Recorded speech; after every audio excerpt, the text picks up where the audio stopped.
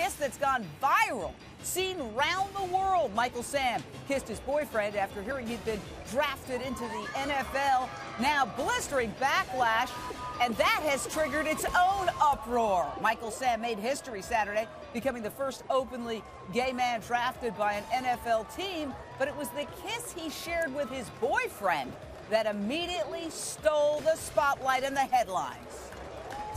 The 249th pick of the 2014 NFL Draft. I've been in locker rooms where all kinds of slurs been said.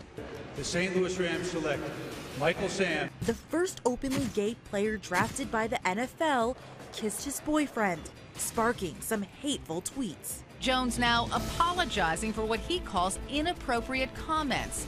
Some guys are not going to accept that there is a gay player in their locker room. Became the center of an online firestorm. How open-minded are these hardcore religious football players? Good evening, I'm Jane Velez-Mitchell, joining you live. Thanks for joining us tonight. Reactions to the kiss caught fire on Twitter. Some positive, some downright nasty, like Dolphins player Don Jones. He tweeted, OMG, horrible. The Dolphins wasted no time fining Jones, barring him from all team activities while he undergoes sensitivity training. Former Houston Texans player Derek Ward called the kiss disgusting. He tweeted, man, you got little kids looking at the draft. I can't believe ESPN even allowed that to happen. Ward says he is not backing down from what he said, even though he claims he and his children have gotten death threats.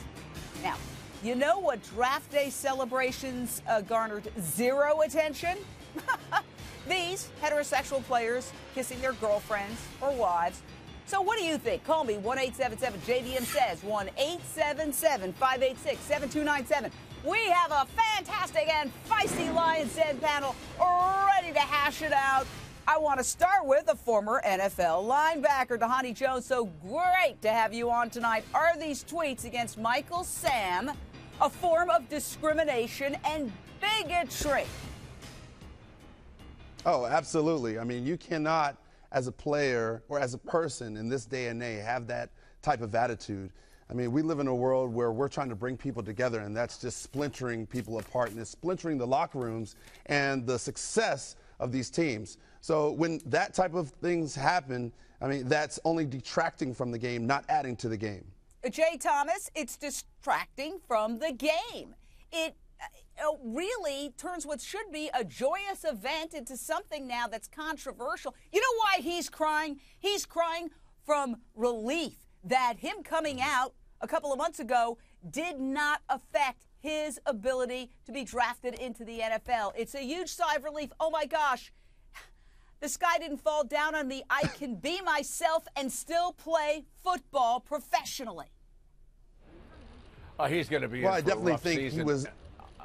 Yeah, I mean, he's in for a rough season. And Dhani, I think you are the upper 1% of the intelligence quotient of any football, baseball, or basketball players. And you got to admit it, man, 90% of the guys in the locker room are guys that are just there to play football. They went to football factories. They're bought and paid for out of high school.